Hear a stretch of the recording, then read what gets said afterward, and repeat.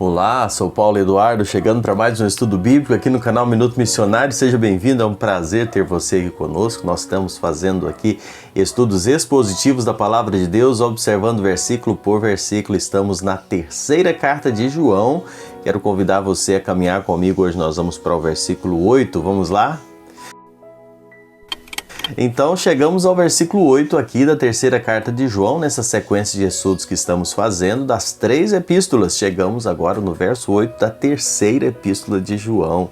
Estamos observando Gaio, quando João está fazendo algumas observações sobre Gaio, sobre o que ele tem feito, como deveria se proceder. Gaio, que era um servo do Senhor, com toda a sua humildade e simplicidade, mas tinha um testemunho maravilhoso, né? Diante da igreja e também diante dos gentios.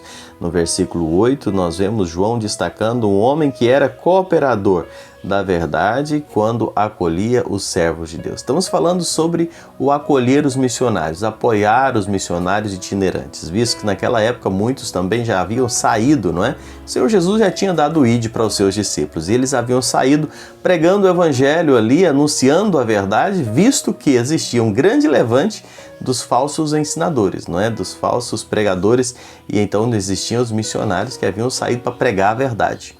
Não é diferente de hoje, não é? Hoje existem muitos falsos missionários que estão pregando mentiras, espalhando as suas seitas que confundem tantas pessoas, e também existem os pregadores do evangelho, aqueles que estão anunciando a verdade em Cristo Jesus. Mas o verso 8 diz assim: portanto, devemos acolher esses irmãos para nos tornarmos cooperadores da verdade. Acolher os irmãos e nos tornar cooperadores da verdade. Irmãos, o ministério da hospitalidade, do suporte à obra de Deus, ele precisa ser entendido que não é somente uma oportunidade que nós temos de sermos bênção, mas também é uma obrigação, é uma ordem. Ser hospitaleiro, apoiar a obra do Senhor, apoiar aqueles que servem ao Senhor, hospitalidade para com os irmãos, isso não é somente um privilégio, mas é uma ordem. Tem várias referências bíblicas sobre isso. Se você quiser ir pausando o vídeo e conferir na sua Bíblia, você vai ler em Gálatas 6, do versículo 6 ao versículo 10.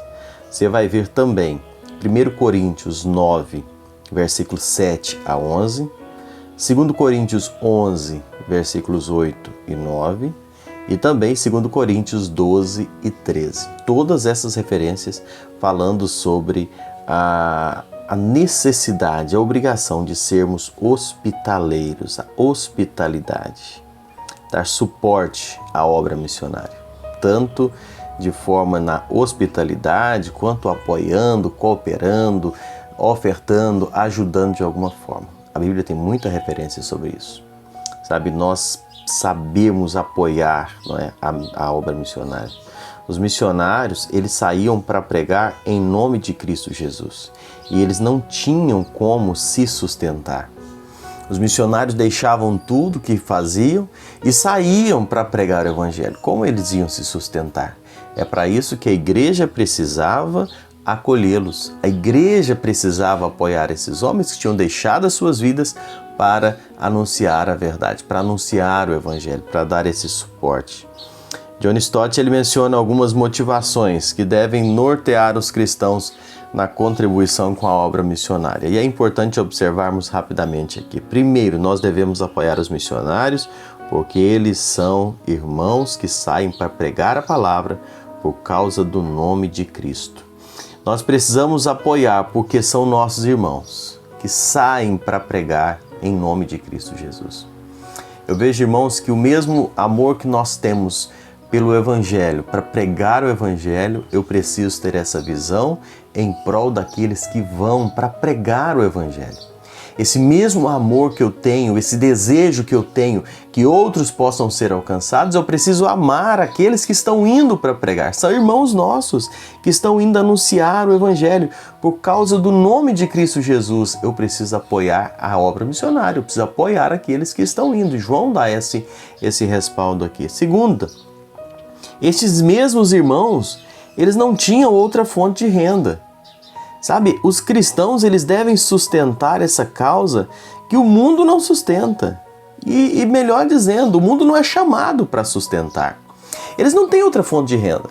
O mundo não vai sustentar a obra missionária. O mundo não entende isso. Então nós precisamos assumir essa responsabilidade porque nós entendemos, nós temos essa visão. Eles deixaram tudo e eles estão indo. O mundo não tem obrigação de sustentar missionário, de sustentar a obra missionária. Somos nós mesmos. E John Stott destaca isso aqui com muita clareza. A obrigação, a responsabilidade do sustento da obra missionária é da igreja. Eu volto a dizer o que mencionei no último estudo quando falávamos no versículo 7.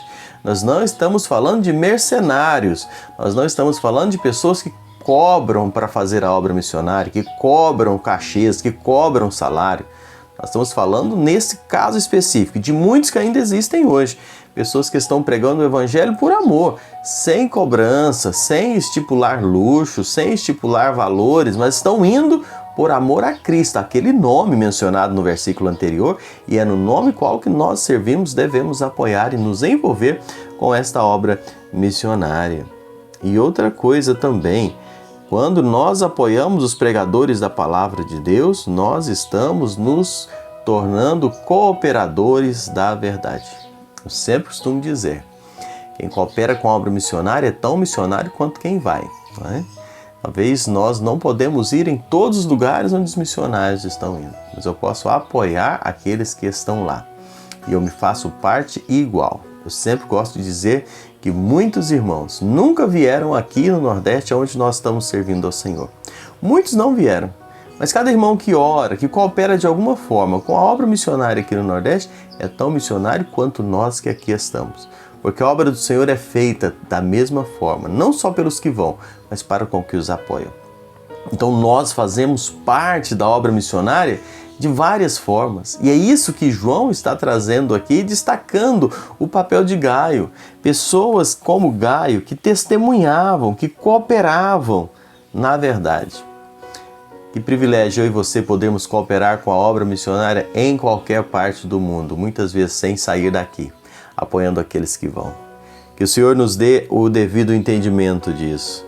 Quando eu olho para Gaio aqui, Gaio não somente recebeu a verdade, mas Gaio andou na verdade e Gaio se tornou cooperador para que a verdade pudesse chegar a horizontes tão longínquos. Gaio na sua simplicidade. Gaio se torna então um cooperador. Nós não temos falando que Gaio era um líder, era um ensinador, era um mestre, nada disso. Mas ele era cooperador. Ele soube se envolver, soube cooperar. Nós precisamos, irmãos, nos tornar aliados da verdade. Gaio tinha, como alguém já disse, o seu coração e os seus bolsos convertidos. A sua vida, o seu lar, o seu dinheiro, a sua casa estava a serviço do reino de Deus. Que privilégio que Gaio teve, não é? Servir ao Senhor. E nós precisamos de crentes como Gaio na igreja. Gente que apresenta uma vida espiritual saudável, gente obediente à palavra, que compartilha, que tem o prazer que a palavra de Deus seja partilhada. Que esse possa ser a nossa visão, o nosso desejo e através de nós o nome do Senhor seja honrado e glorificado. Muito obrigado mais uma vez por me acompanhar aqui.